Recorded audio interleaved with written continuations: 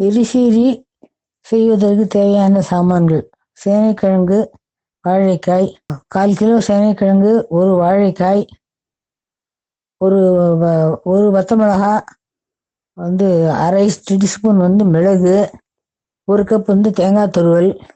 அதுக்கப்புறம் தாளிக்கிறதுக்கு தேங்காய் எண்ணெய் வேணும், கடுகு, கருவேப்பிலை. இவ்வளோதான் அதுக்கு வேண்டிய சாமான்கள்லாம். செய்முறை எப்படின்னா, சேனைக்கிழங்கு தோல் சீவினான்னு அலம்பிட்டு, தோல் சீவிட்டு அலம்பிட்டு 1.5 இன்ச்சு துண்டத்துக்கு ஸ்கொயர் ஸ்கொயராக நறுக்கிக்கணும். ஒரு 2 டம்ளர் தண்ணி அடுப்பில் வச்சு என்ன கொதிக்கும் போது இந்த சேனைக்கிழங்கில் போட்டு விடணும்.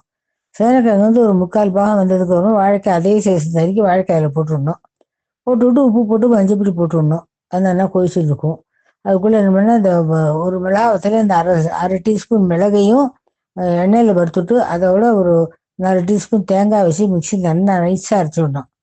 அரைச்சிட்டு இந்த வெந்தயத்துக்கு காய் மேலே அதை போட்டு விடணும். அதனால் சேர்த்து கொதிச்சுக்கும்.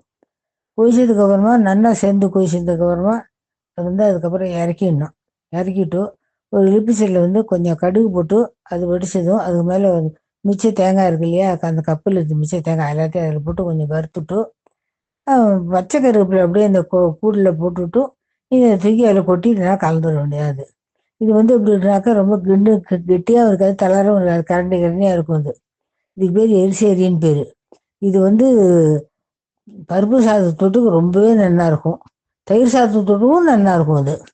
இது ரொம்ப கஷ்டமும் கிடையாது செய்யறதுக்கெல்லாம். ஒன்றும் ரொம்ப சுலபந்தான். இது செஞ்சு பாருங்க, தெரியும்.